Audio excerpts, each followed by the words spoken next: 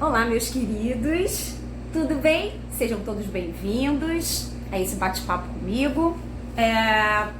A ideia é começar a divulgar dicas de direito administrativo para vocês, para ajudar aí nesse período que estamos mais resguardados em casa e vamos aproveitar para estudar, né? Então, é um bate-papo com aquele pessoal que está se preparando para concurso público, que está aguardando aí a prova da ordem, segunda fase do 31º exame, as demais datas dos próximos exames. Então a gente está aguardando. Enquanto a gente aguarda, a gente tem que tornar o nosso tempo útil.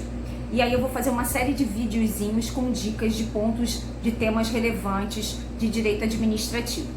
A gente tem aí para vir a prova do TJRJ, que era para acontecer em junho, mas foi suspensa a data. A gente tem as provas da UAB também para aparecerem. A gente tem provas para juiz aqui no Tribunal de Justiça do Estado do Rio de Janeiro. O pessoal está aguardando o delegado, o inspetor. Então tem muita coisa que vem por aí, porque isso tudo que a gente está vivendo vai passar, né? Então vem muita coisa boa por aí. Então a gente tem que aproveitar para botar o nosso estudo em dia, que aí quando chegar o momento a gente já está devidamente preparado. Eu quero conversar com você hoje sobre responsabilidade civil do Estado.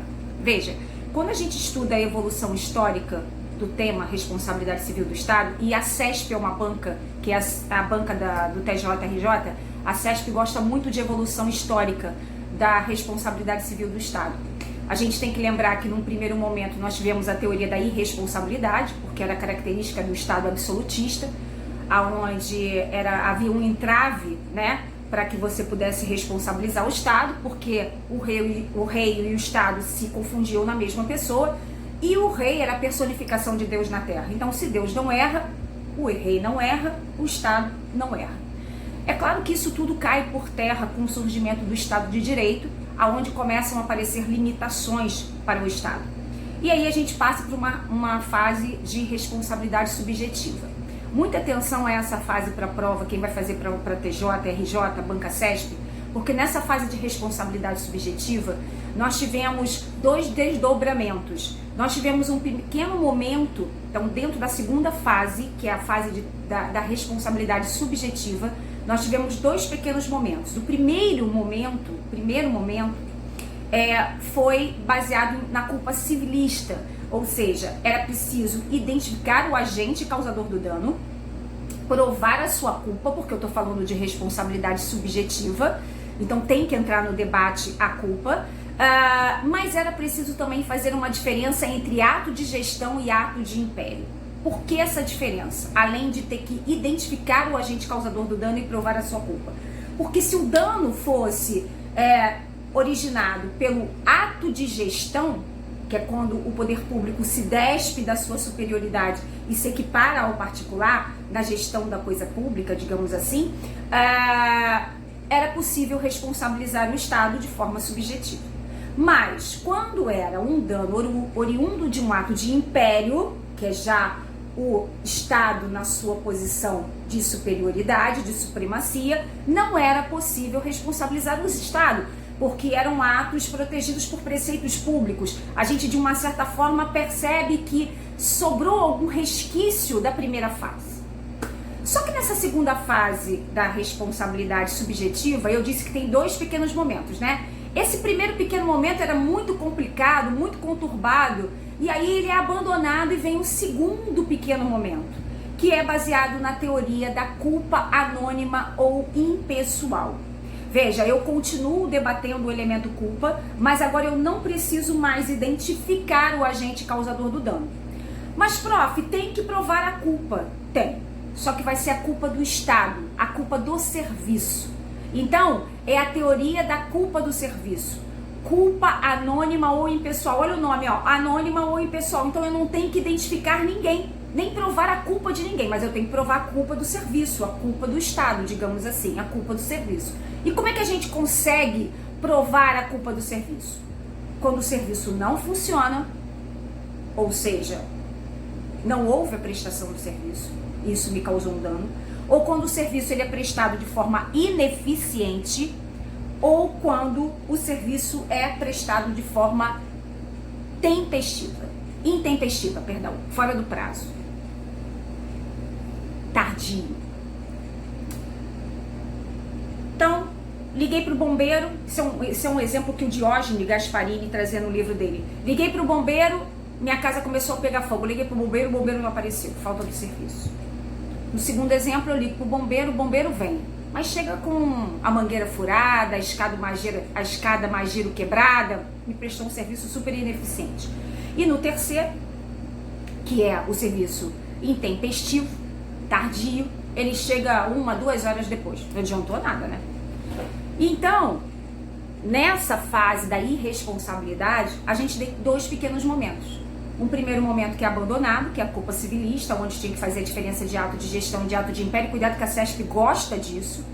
E no outro segundo momentozinho, é a teoria da culpa anônima, culpa impessoal, aonde tem que provar a culpa do serviço. O último momento, a última fase, é a mais importante para a prova. É a teoria da responsabilidade objetiva. Você sabia que a CESP perguntou numa prova quando é que apareceu a primeira vez a responsabilidade objetiva no ordenamento jurídico pátrio? No nosso ordenamento jurídico? Na Constituição de 1946. E tem uma outra curiosidade muito interessante. Aquela teoria da irresponsabilidade, ela nunca fez parte do nosso país. Nunca fez parte do nosso cenário. Porque, se eu não me engano, foi na Constituição de 1824 e de 1891, trazia a possibilidade de uma responsabilidade para o Estado. Alguma trazia. Então a gente nunca teve a fase da irresponsabilidade. E a responsabilidade objetiva, ela apareceu no nosso ordenamento jurídico na Constituição de 1946. A nossa Constituição de 1988, ela acrescentou as pessoas jurídicas de direito privado prestadoras de serviços públicos. Então a responsabilidade objetiva do Estado, consagrada no texto constitucional, no 37, parágrafo 6º da Constituição, é a regra, ela está na sistemática constitucional. É aquela responsabilidade que é chamada de objetiva. Então não vamos debater mais o elemento culpa, não vamos mais ter que aferir culpa, mas eu vou precisar ter a conduta, o dano e o nexo de causalidade. Eu tenho que poder imputar o dano à conduta administrativa.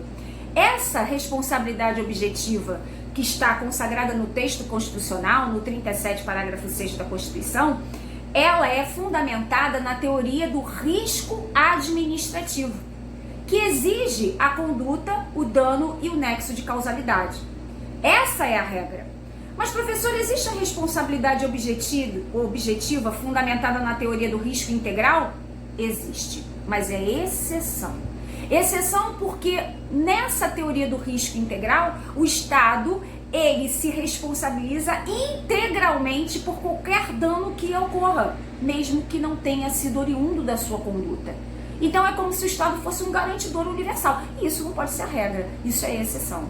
Numa prova, a teoria do risco integral, a responsabilidade objetiva fundamentada na teoria do risco integral, ela vem, por exemplo, num dano ambiental, ela vem num dano nuclear, ou então, como é previsto numa lei, ataques terroristas em aeronaves brasileiras, aonde a União vai ser responsabilizada. Então toma cuidado que a responsabilidade civil do Estado, consagrada no texto constitucional, no 37, parágrafo 6º, ela é fundamentada na teoria do risco administrativo, que admite as excludentes do nexo causal, que numa outra dica eu falo com você das excludentes e das atenuantes. E a teoria do risco integral, ou seja, a responsabilidade objetiva fundamentada na teoria do risco integral, não é a regra, mas ela existe e ela não admite as excludentes do nexo causal. Mas por que ela não admite as excludentes do nexo causal? A teoria do risco integral? Porque ela não se preocupa com o nexo causal, ela só se preocupa com o dano. O Estado assume integralmente o risco, né? Qualquer dano, da onde venha, ele será responsabilizado. Então fica a dica aí de responsabilidade civil, com uma pequena historinha aí para vocês da evolução histórica, que a CESP gosta muito, e a regra no texto constitucional. Ok? Beijo no coração e até o próximo encontro.